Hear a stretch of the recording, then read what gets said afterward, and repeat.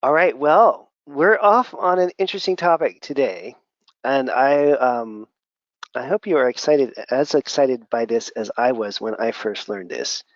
So we're going to talk about the connection between the stool testing, i.e. GI map, and the metabolomics tests, i.e. the omics test. And there's some obviously global connections. For example, if your gut's not working really well, you have malabsorption syndrome, you're going to see all kinds of nutrient deficits, kind of assuming that stuff. Or if your gallbladder doesn't work very well, you're going to see fat-soluble nutrient-related problems. So there's this kind of intuitive gut nutrient level connection that we see all the time in practice, right? But we're going to talk about a specific lab-based connection today, which is super cool. And so for those of you that are new to all this stuff, or new to me, I'm Dan Kalish. I've been in practice for about 30 years. I've been teaching doctors for about 20 years. And a lot of the work that I do, almost all the work that I do now is dedicated towards getting successful functional medicine practices going. And so we have a long haul COVID boot camp that I put together, which is going to be starting in June, because we are seeing in the various doctors that I work with, we have about 100 of them in our mentorship program right now. We're seeing, 20 to 50 to 75% of their practices now are being taken up by long haul COVID patients. And we're seeing some really great success in, not surprisingly, in this functional medicine approach, lifestyle and lab-based supplement programs for folks. So anyways, you get a 20% discount. If you're interested in that course, you should check it out. It'll be starting in the beginning of June. All right. And then what we're going to talk about today specifically is connecting the dots between the GI map and the microbial metabolites section of the omics test. So as I mentioned a second ago, there's all kinds of connections between GI testing and the metabolomics testing. There's layers and layers and layers of that. We're just talking about one specific layer of that right now, which is directly seen on the tests themselves. So you'll be able, these are these polyphenol markers. Right? And it's a little confusing, but I'll try to step you through that. Most of you probably have heard that term polyphenol before. And you can then, of course, get into more levels of detail, but we're going to kind of point you in the direction of this one super important part of this test. So you can start to talk to people about their diet and the role of the microbiome in relation to the microbial metabolites. That gives you a level of insight, which is really quite profound, that you're not going to see on the GI map. But you will see the reciprocal problem on the GI map, right? And if you can combine these things, then it's pretty profound. So the commensal bacterial markers on the GI map are the good or healthy bacteria. One of the things that's very important that's related to the good or healthy bacteria is that the human being, the person, eats foods that are rich in polyphenols. And these polyphenols then will change the commensal bacterial markers on the GI map, and importantly, they will change the polyphenol markers on the omics test. Does that make sense? So let me say that one more time, because that's kind of the heart of what we're talking about today. So when let's back it up maybe like 100 feet for a second and just look at this from a distance. So there's a study that just came out, you guys probably already saw it, but with a 40% increase in vegetable consumption, they had a 72% decrease in severe COVID problems. And that was amongst a group of physicians that they measured, a couple hundred of them. So polyphenols from plants have become a life-affirming issue right now in the era where we're fighting off chronic viral problems or acute viral problems. It really makes a big difference that you have polyphenols in your diet. So the classic polyphenol source would be your blueberries, green tea. They're the dense antioxidant things. The things about polyphenols are that molecularly they're large. They're just a physically large structure. And so we cannot pull them into our bloodstream. So, and I just did this yesterday and I did it the day before. I bought blueberries and they're expensive, and you're sitting there and you're thinking, I don't know, it's like 16 bucks for this thing of blueberries. Are they worth it? Yeah, they're totally worth it. You buy your organic blueberries. When you eat your organic blueberries to get all those polyphenols, I also eat cranberries every day, believe it or not. You can get dried cranberries, it tastes great. Pomegranate, these are the polyphenol dense foods, blueberries, cranberries, pomegranate. You should be eating these every day. Those polyphenols are not for you physically. You can't absorb them. They're too big. Therefore, the good or commensal bacteria, that's what the good or commensal bacteria live on. They also, of course, live on fiber, but we're not talking about fiber today. But it's super important also to have fiber. The most important fiber that you could get would be from beans or legumes.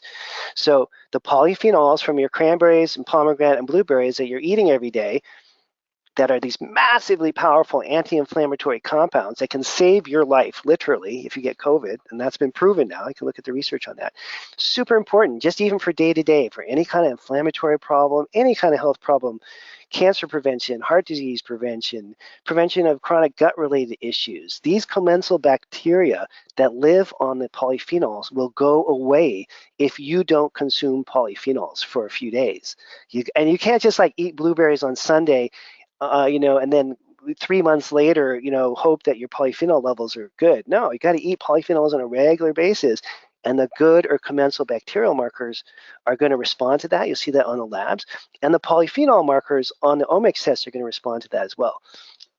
You can't get a more important compound for the sustenance of human life than polyphenols. It's super important, not just because of what we're talking about, but the ramifications of the power of these things in their antioxidant potential is just huge. Okay, so that's kind of my pitch for you guys to get these foods. Now, and we'll look at some tests in a minute so you can see a little bit more detail on that. So we're saying now that the microbiome, the commensal bacterial markers, or the normal bacterial markers that are part of every GI map test, if you see that those are off, you're starting to think about, oh, this person's microbiome is not doing well. That could lead to chronic GI problems. It can lead to diabetes, cardiovascular disease, various forms of cancer. There's all kinds of things that happen with hormones in relation to the microbiome. So it's not just gut-related problems that we're talking about. If the microbiome is not healthy, it has ramifications for neurological conditions, profound ramifications for cognitive decline. And long-haul COVID, responses to acute COVID, there's all kinds of literature that also show the microbiome really matters a lot. So then I just have to mention a few other things, but we're not really talking about these. But I just got to mention that, of course, we're also looking at GI tract tissue infections. And you're going to treat them, yes or no, and figuring that out. But today's talk is really focusing on a more primary issue, which is the state of the microbiome, how you can measure the commensal bacteria, how you can measure the metabolites, and then how you can start to correlate these things so you can understand how to coach a patient about what they should be eating, and in terms of fiber and polyphenols, and even maybe seeing some of this in response to dysbiosis, which is sort of a classic way of looking at some of these other, some of the metabolite markers that we're going to see in a second. So another thing about the testing, of course, it kind of goes without saying, but the GI map is all PCR based for all the pathogens. So it's a very, what would you call, like advanced level of testing, okay, that we're doing here. And a lot of lab companies don't do that. And it's sort of unique and cool about the GI map.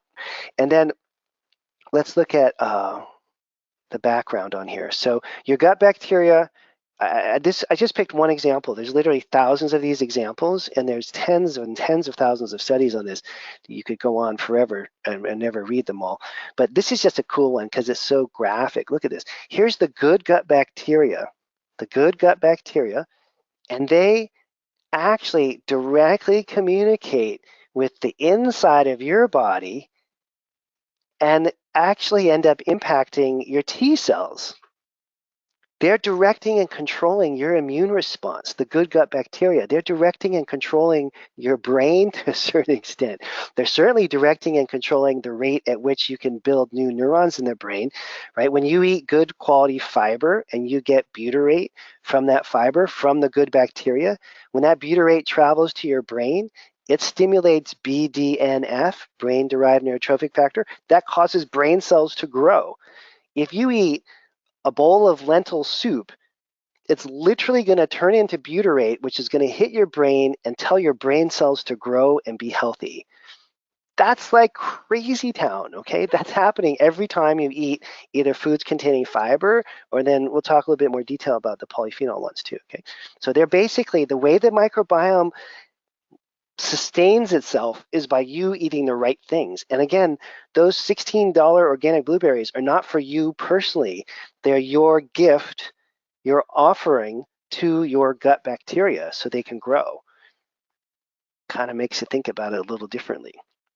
This whole thing gets a little crazy when you study it. The more that you study it, the crazier it gets. So what we're trying to shoot for here with the diet, and you can analyze whether patients are doing well on this or not with the labs, is do they have a fiber-rich and polyphenol-rich diet? If so, then you see this layer right here.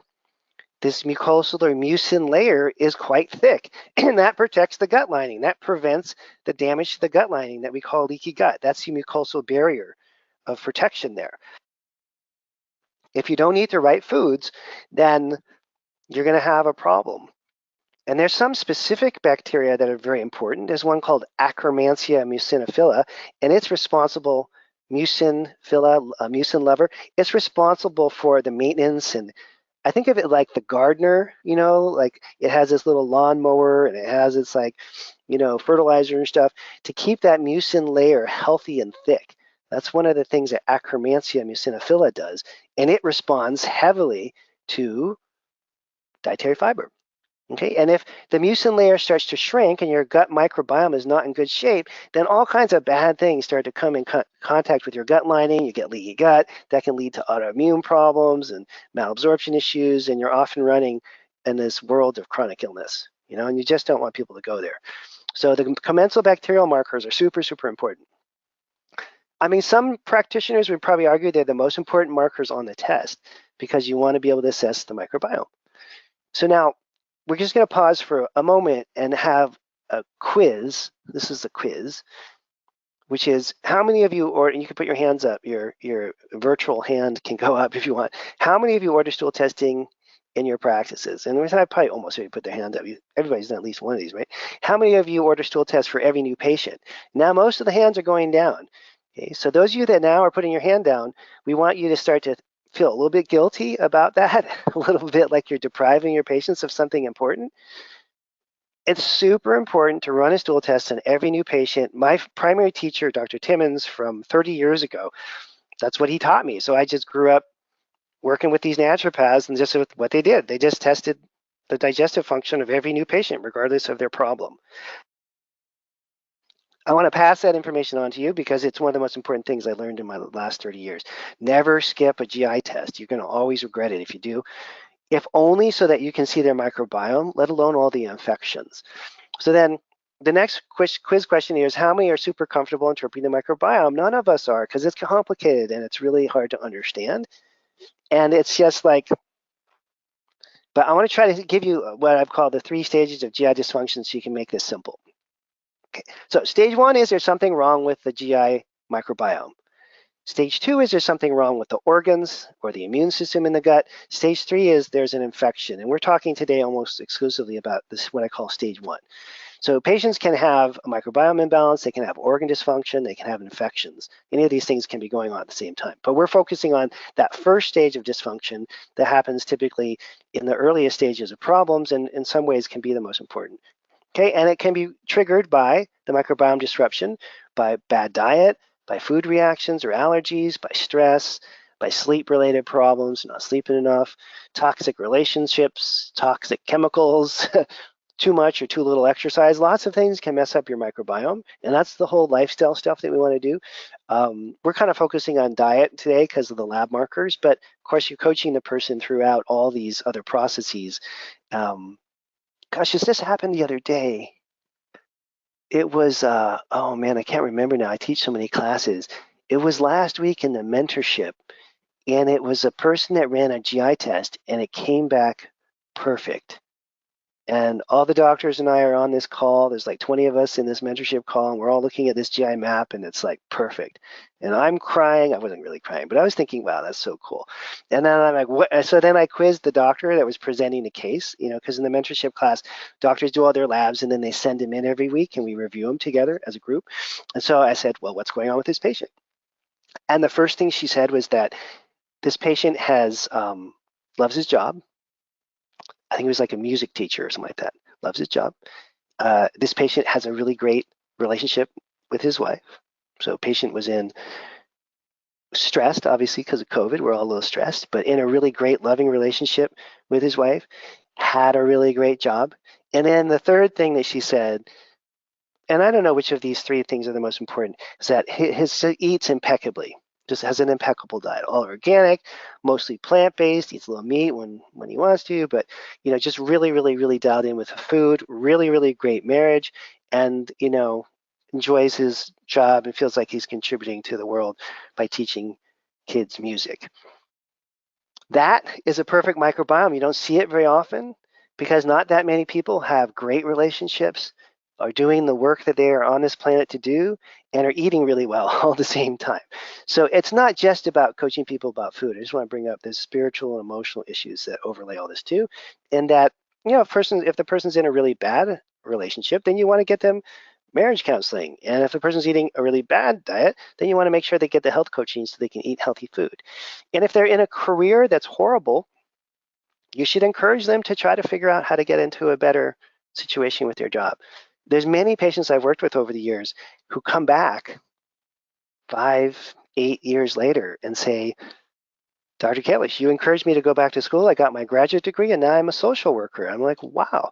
And this just happened with a 22-year-old kid that I was working with a bunch of years ago. I encouraged him to go on. He became a physical therapist, and his mom emailed me and said, you can't believe it, Brian's a physical therapist now. He's so happy in his job. And so it's not just about, the labs and stuff. We have this bigger picture, this bigger role that we can play in people's lives, which can be so important, right? So then in terms of the microbiome itself, thinking about healthy lifestyle, okay, so that is the most important thing. But most people that we work with are in a place where they don't have a healthy lifestyle, and it's going to take them a little while to figure that out. So this is just what we have to deal with, that there's an unhealthy lifestyle that needs to be changed eventually over time, and that the microbiome is disturbed because of that, and that there's some kind of inflammatory process going on as a result of that as well. Okay? So now, in terms of the lab testing and how do you get everybody to do lab tests, you have to motivate people, even if there's no GI symptoms present, to let them know they're worried about their diabetes. Well, you can show them the research that shows that the microbiome really matters for our metabolism, or they're worried about their parent just got Alzheimer's. You can show them how there's research that shows that the microbiome relates to chronic degenerative diseases. And so trying to appeal to people from a variety of ways, even if they don't have a set of GI symptoms that's extreme, and showing them that all these different issues are related to the microbiome, and you want to test their microbiome. And if you explain that well enough, almost everybody will do the test. Almost everybody will do the stool test, okay? And that's step one. Now we're going to talk about polyphenols for a moment, okay? So this is just a nice little slide on what they can do. They have a huge anti-inflammatory effect. They have a big effect on metabolism and immune function. They're something that's worth studying for a while. And you can think of them as, sort of nature's antioxidants that are there to protect us. Now, what's a little complicated about this, and what you can see on the test, as I already mentioned, you see the results of how people eat with the commensal bacteria. If you see the commensal bacteria on the GI map low, then you know you need to talk to the person about polyphenols in their diet, and you need to talk to the person about fiber in their diet. Easiest way to get fiber is from legumes or beans. Small amounts, start with small amounts, work up gradually, and then easiest way to get polyphenols, cranberries, blueberries. Strawberries aren't bad either, but pomegranate's kind of famous. And there's tons of other foods that have polyphenols. I'm just mentioning the ones that are the most famous because they're the most, densest, right?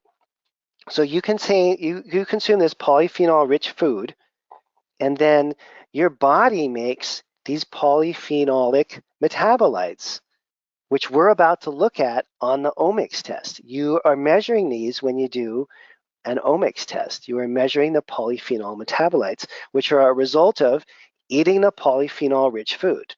So you chew on your pomegranate. By the way, I was in Dubai last year to visit my sister. My sister was and her family were living in Dubai for 4 years. I finally went, and they put pomegranate on everything there. And I came back and I was like, well, no wonder why everyone's so healthy there. They don't do a lot of blueberries. I didn't see a blueberry the whole time I was there, but they're putting pomegranate on their salads. They're eating pomegranate everything, having pomegranate juice. So cultures throughout the world have figured this out. You consume a lot of polyphenols, you're going to get a lot of polyphenolic metabolites. We're measuring that on the OMX test, and I'll show you the actual results of the test in a minute. And that's getting your microbiome. That's the food for your good bacteria. And then what does that do? Cancer protective, helps metabolism, diabetes prevention, massively anti-inflammatory. All those people with joint pain and inflammation everywhere, helps your brain more than a little bit, okay? And helps your heart. So it's not just about I have constipation and diarrhea and food allergies kind of patients who have an obvious gut problem. You know, it's about anyone who wants to prevent cancer, diabetes, anyone who doesn't want to be inflamed anymore, anyone who wants to take care of their brain. I think most people want to take care of their brains. And anyone who wants to take care of the cardiovascular system. It has ramifications. The gut microbiome fed by polyphenols from polyphenol-rich foods. That's what we're talking about. And there are markers on the lab that you're going to be looking at, or we're going to be looking at in a moment, that lay that out really clearly. Oh, and there they are. Okay, and it's cryptically titled. Cryptically titled. I'm sorry I'm being a little sarcastic right now. They're not cryptically, but I'm being a wise ass. They're cryptically titled Polyphenol Microbial Metabolites. And I'm only being half of a wise ass here because like nobody really understands what these markers are for. I've been running organic acids tests for 22 years before someone sat down and told me what these markers were actually for. Like, what are these for? Well, they're markers of polyphenol consumption. So what happens if there's a bunch of them that are low? DL means underneath detected limit. That's low polyphenols. That means a person's not eating their blueberries, their cranberries, and their pomegranate. That means you want to coach them on their diet, okay? Polyphenol markers mean for measuring polyphenols. And you can correlate this. If these markers are low, you should go ding, ding, ding, ding, ding, ding, ding, ding, ding, ding. Some bell is ringing in the back of your brain, and you go over to the GI map section and you flip through to the part that says commensal bacteria, the normal bacteria. You see if any of those are low or high or disturbed, let's say, because you're often going to see these two correlate, not 100% of the time, but it's nice when they do, and you kind of have this more complete picture. You can say to the patient, hey, your polyphenol markers are off on your omics test. Cranberries, blueberries, pomegranate, let's have a talk. And they're like, what? I never eat any of those. You're like, yeah, I can kind of tell. And then let's look at your microbiome results. Whoa, those don't look that great either. Some are high, some are low. It's a little cattywampus, as they say, you know? And so let's talk about what we're going to do. You can give people prebiotic and probiotic and polyphenol containing supplements for sure, and I do all the time. And of course, you coach them about their diet. Okay, so again, the polyphenol markers here are measuring what we just looked at. Now, if these markers are in the, let's say, the third or fourth quintiles here, like in that kind of range, that's good. That means the person's eating a lot of polyphenols. So it's not bad if they're in the third or fourth quintile. It doesn't mean they have dysbiosis. Now, if they have a whole pattern of super high levels and everything's like way, way over in the red, that could be an overgrowth of bacteria. Okay, so low markers mean not enough polyphenols in the diet. A pattern of lots of high markers, not just one, but lots of high markers might mean dysbiosis. So again, you're going to look at the GI map and say, gosh, these markers are high. Well, you know, they're super high here. Is this dysbiosis or just this person eating blueberries by the truckload? Look at the GI map. You look at the dysbiosis markers to make that correlation. Now, you can have patients who eat really, really polyphenol-rich diets, which puts them at low risk for cancer, diabetes, heart disease, hormone problems, right? It's super good. And you might see that their markers are like here. Maybe they're like that, and there's like that, and there's like that, and it's like that, and maybe there's one that's a little high. Okay, that's not a bad thing necessarily. Look at the GI map. Do they have dysbiosis? No.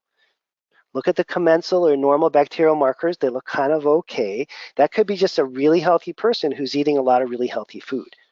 Okay, so let me just review that one more time. Low markers, especially a pattern of low markers, indicates not enough polyphenols in the diet. Extraordinarily high markers correlate that with the dysbiosis indicators, and you may need to treat that.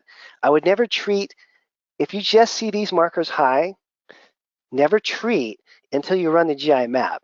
Because what if it's someone that just eats really well? You don't really know. So if you see these markers high, that's an indicator if you did, that you should order a GI map. That shouldn't be a problem because you've already ordered the GI map because you ordered the GI map on every new patient. But if it is a problem because you didn't order the GI map and you see these markers high, you let the patient know, gosh, we got these polyphenol markers, they're quite high. There's a lot of bacteria overgrowth or growing in your gut. And it might be an overgrowth we call dysbiosis. We're going to have to run this GI map stool test. Okay. And let's see here.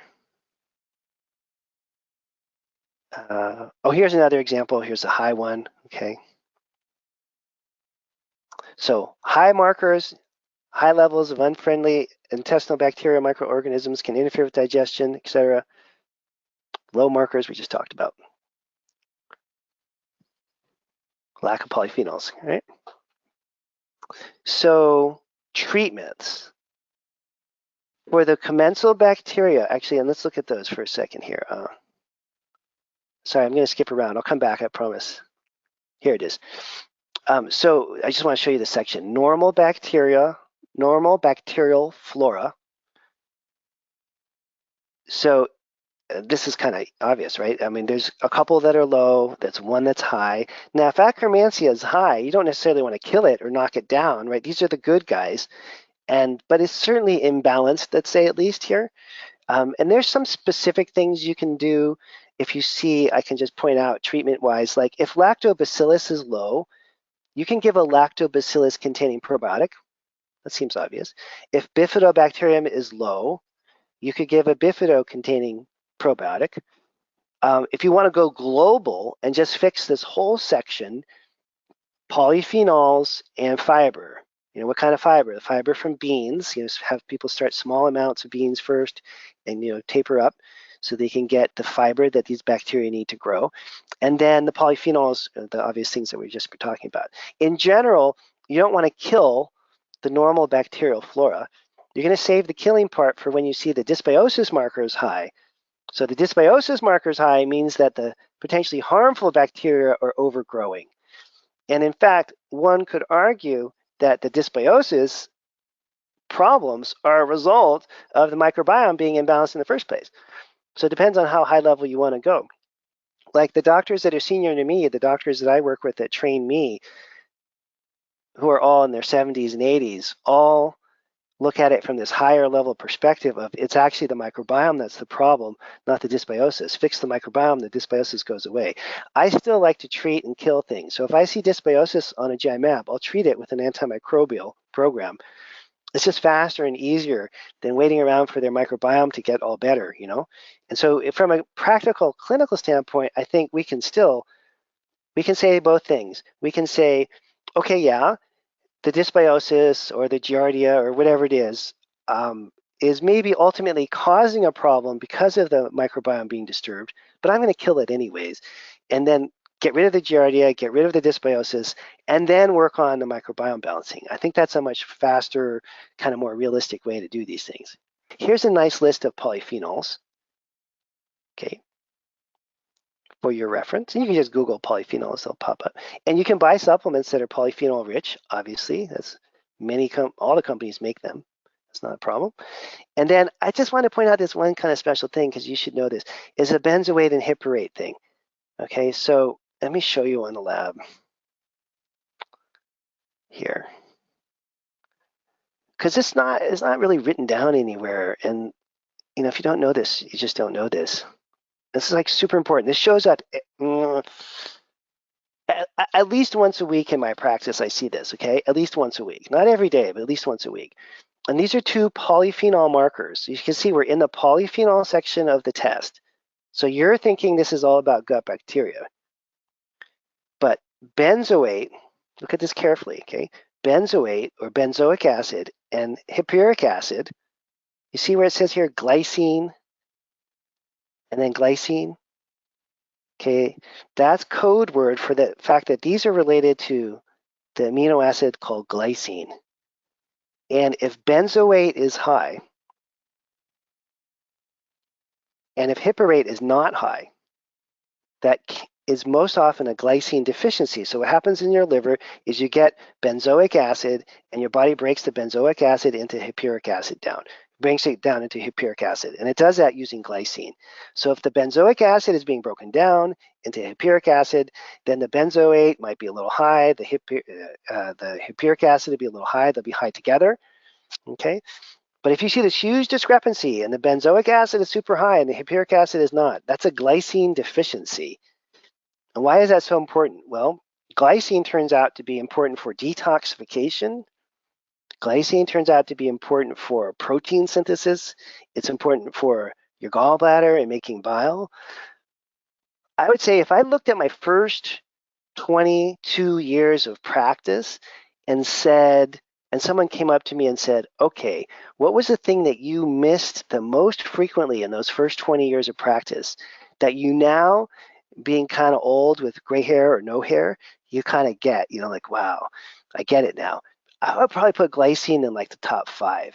Like I didn't understand how to use glycine or why to use glycine or how important it was. And in the last 5, 6, 8 years, whatever, I've helped so many people just using glycine alone. It's just, so this little factoid, it seems obscure, but it's really clinically important, and it's going to lead to some breakthrough treatments for you for a lot of your patients. So I'm going to say it one more time, okay? Benzoic acid is high. It's not converting well into hippuric acid in your liver, so hippuric acid is not high. Okay, benzoic acid is high, but hippuric acid is not high. That's a glycine deficiency. And how much glycine do you give? We usually start with 3,000 milligrams. You can go up from there. Very, very important clinical thing. And those people are going to tend to be toxic or have gallbladder problems or something going on with their enzymes, et cetera, et cetera. Okay, that's an important one that I use all the time. It's my top 5 things I wish I knew. Oh, and then I would suggest, this is kind of random, but I think you should learn, like you can't really learn about all of these organisms in great detail on the entire GI map test. If you look at it, it's like 4 pages of different organisms. But there's a couple that you should know about for sure, especially with what we're dealing with long haul COVID. Okay, so these 2 here are important. Akkermansia muciniphila, or often pronounced Akkermansia muciniphilia, okay, is a very important bacteria for maintaining the mucosal or mucin layer of the gut. I mentioned that earlier. Okay, you can see it's named mucin-phila lover, right? So it's the one that keeps and maintains the gut lining. Turns out to be a very important mechanism, okay, to maintain that for long haul COVID people, and it responds really well to cranberry, blueberry, and pomegranate. It grows out really well with respect to those, okay? Faeculobacterium prausnitzii.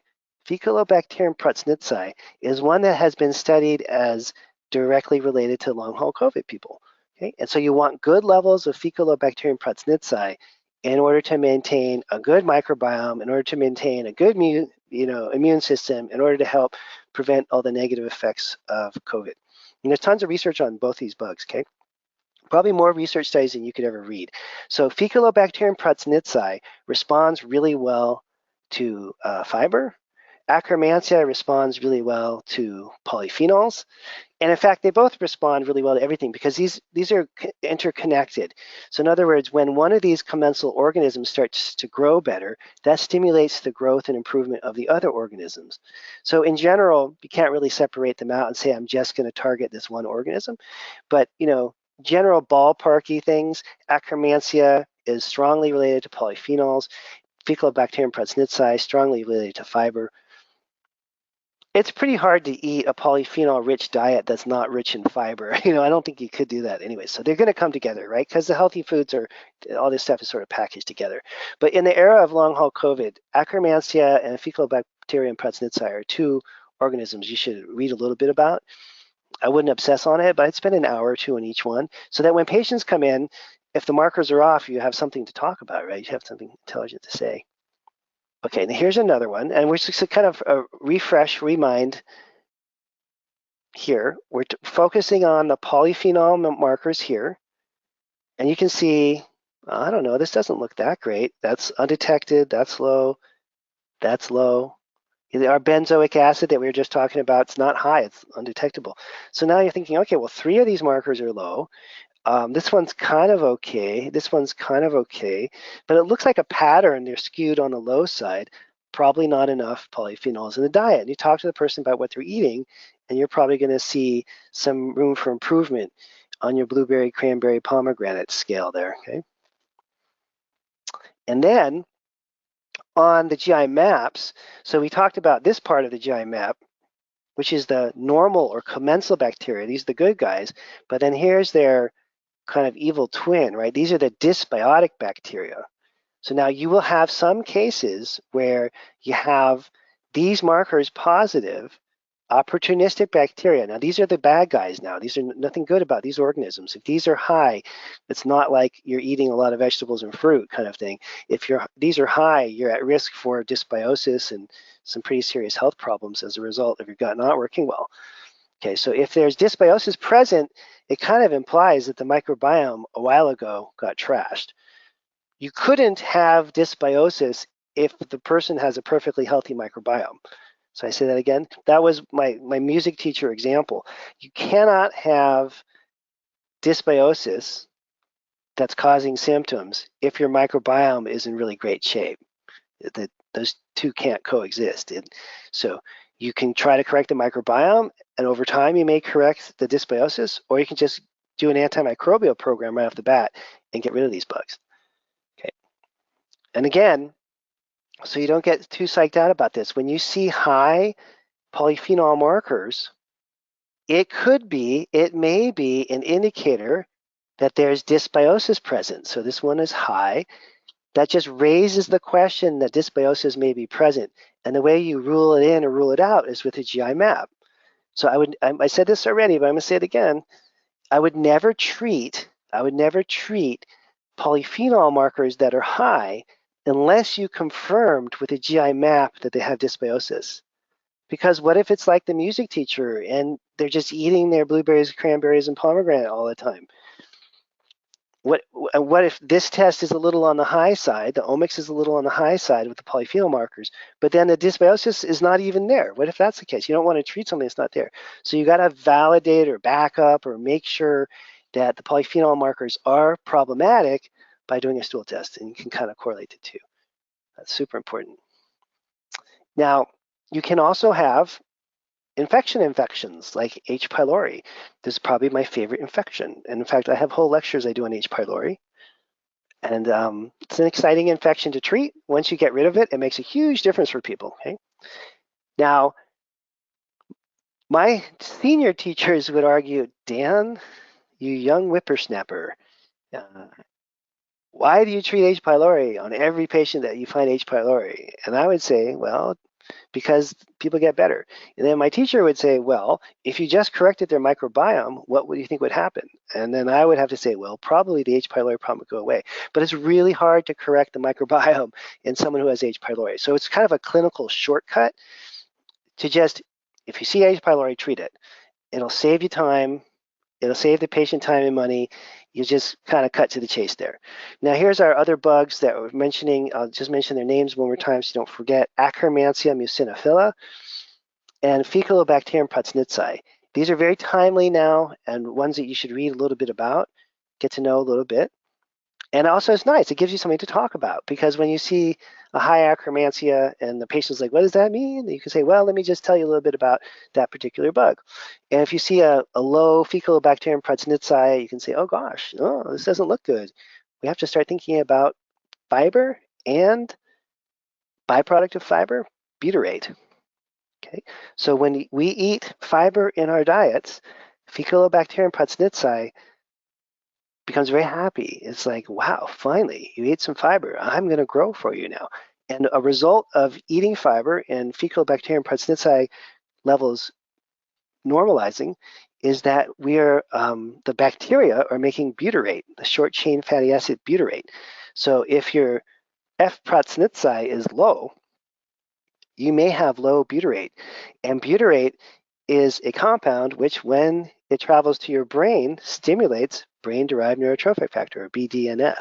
So in other words, if you get Faecalibacterium prausnitzii normalized, you're literally improving the rate of brain cell growth. which it turns out for long-haul COVID patients is really important, because one of the things that happens to long-haul COVID patients, not all of them, but like 30, I think, but a significant percentage of them, one of the bigger, more common problems that happens in long-haul COVID is the brain shrinks and the brain cells are not growing. And so normalizing this bacteria actually helps correct that.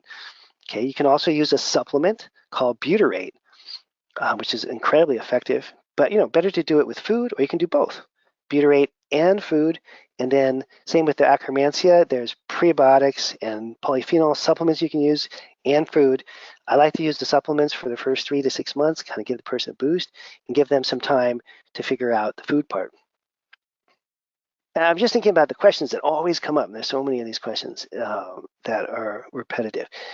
This section here is one of the trickier ones. And I would just say that we often have patients that have yeast or fungal overgrowth.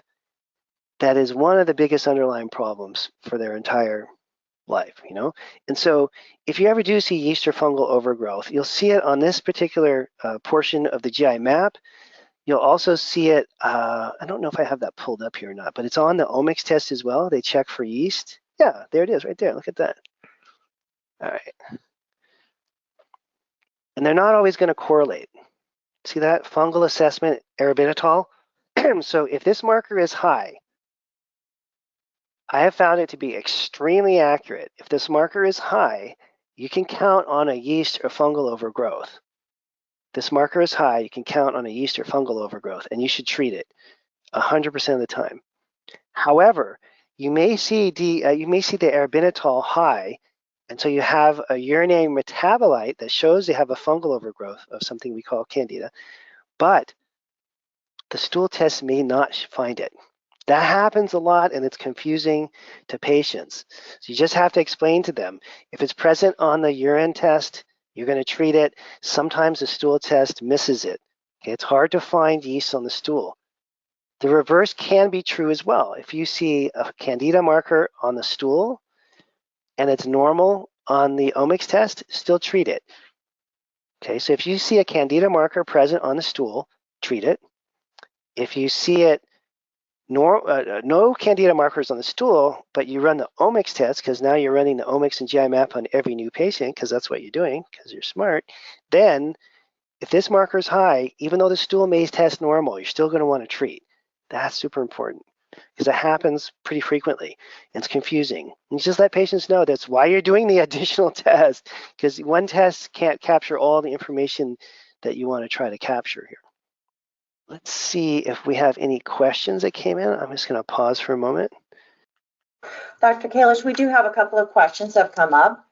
First one is, what is the best first test to order? Well, I think there's a couple answers to that. One is, maybe it's all related to how long you've been doing this. So if you're brand new and you've never ordered a functional medicine test, or in your first few months and you're just kind of like overwhelmed, you're not sure what to do, I would just order a GI map. It's easier to understand it. You can at least just look for all the red stuff. Red is bad, and you can kind of see what's going on more easily.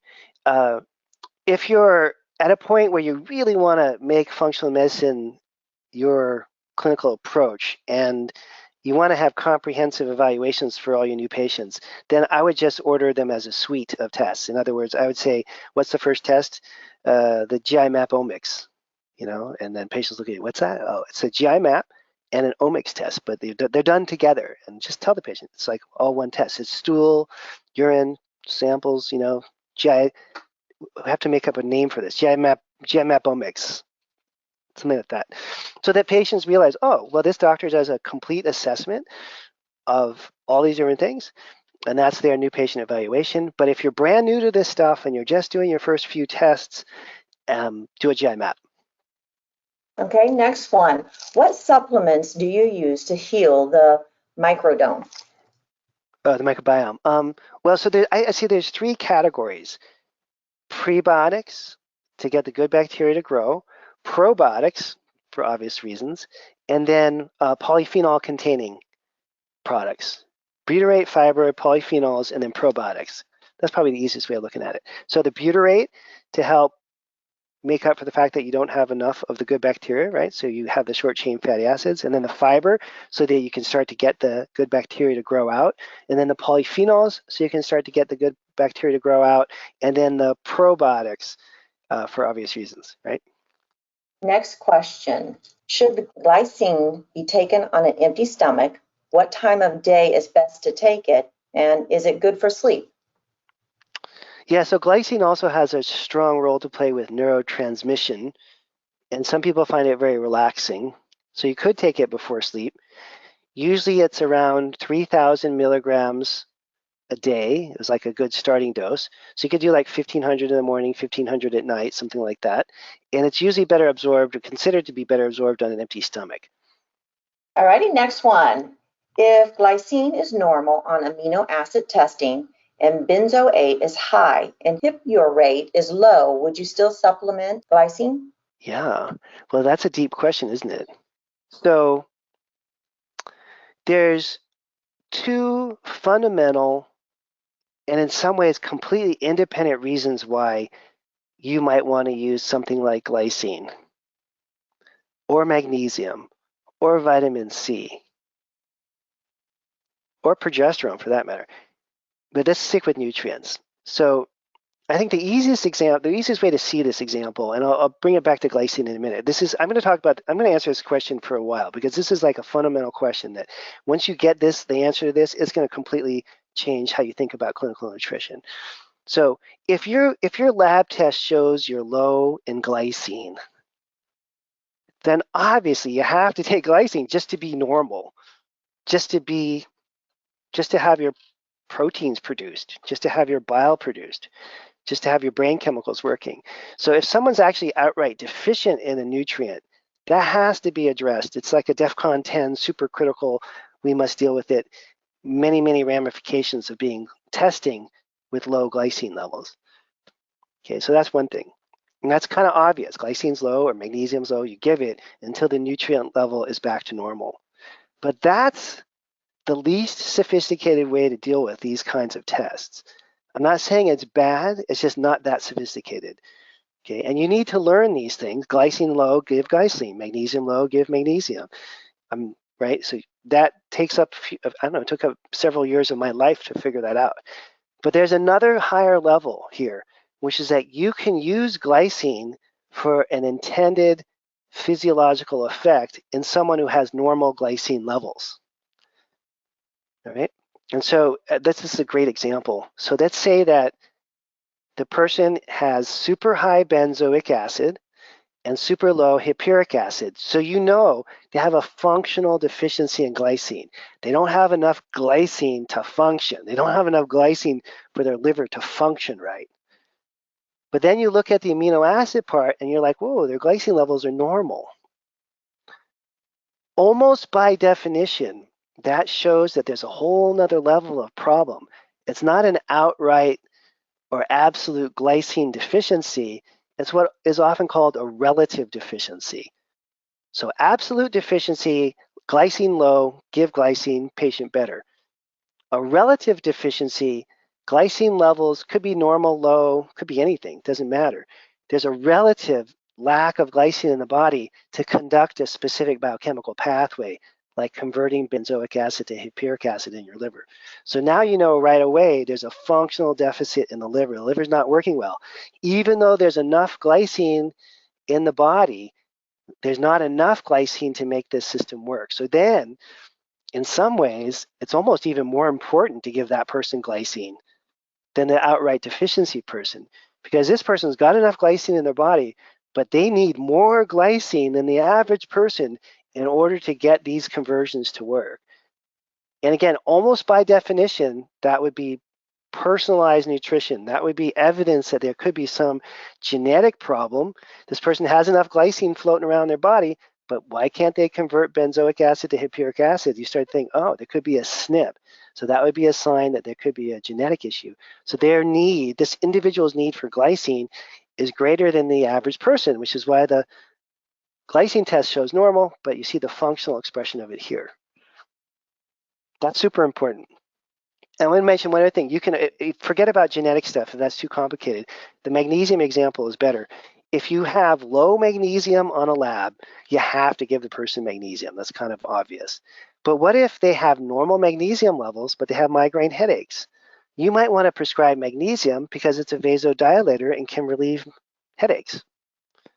Or what if they have normal magnesium on the test, but they have high blood pressure? You might want to give them magnesium because it's a vasodilator and helps lower blood pressure. So you can use the same supplement, magnesium, to replace a deficiency, or you can use it to change an intended pathway. Same with glycine. You can use glycine if there's a deficiency. You can also use glycine if they have a gallbladder problem. Their glycine levels are normal. Their benzoic acid and hippuric acid levels are normal, but you just want to improve their bile production. You could use glycine in that case as well. So you can use clinical nutrition either for absolute deficiencies when the marker is actually low, or for relative deficiency related issues when you're trying to, they don't have enough of a given nutrient to carry on a pathway.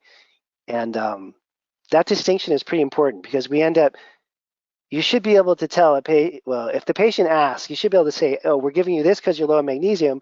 We're giving you this glycine, even though your glycine levels are normal, because we want to have this effect on your liver detox pathways. All right, I think I got time for one more question. Is there any specific commensal bacteria that are extra important in long haul COVID cases? Oh, yeah. So I think the world now agrees that this is the one that's the most important, is a Faecalibacterium prausnitzii. I think people are putting that as the most important. So that's one to really consider. I don't know if Akkermansia would be number 2 or not. I know that there may be argument about that. But I think everyone agrees that the Faecalibacterium prausnitzii is the one to really keep an eye on. And remember, you can get that back to normal. You can get all these back to normal with polyphenols and fiber, either from supplements or diet, to balance these out. Okay. And then if the Faecalibacterium prausnitzii is low and you want to improve butyrate levels, especially in someone that has cognitive problems. So let's say they got COVID and that was, 6 months ago or a year ago, and now they are having depression or anxiety or sleep-related problems or memory problems, something that's, ever since I had COVID, I've never recovered. You can not only work on testing and correcting the Faecalibacterium prausnitzii, but in the short term, you can give them butyrate in a supplement form. Long term, the fiber will be converted into butyrate as these bacteria start to grow back out normally. But in the short term, you can give butyrate to get the brain repair going while you're, monitoring and correcting their gut. All right. Well, that's about all the time we have for today. Thank you very much, Dr. Kalish. We'd like to thank everyone for attending today's webinar. We look forward to having you back for the next episode of Metabolics Masterclass Series. For more information about testings offered by Diagnostic Solutions Laboratory, please visit diagnosticsolutionsLab.com. Thanks again and have a great day, everyone.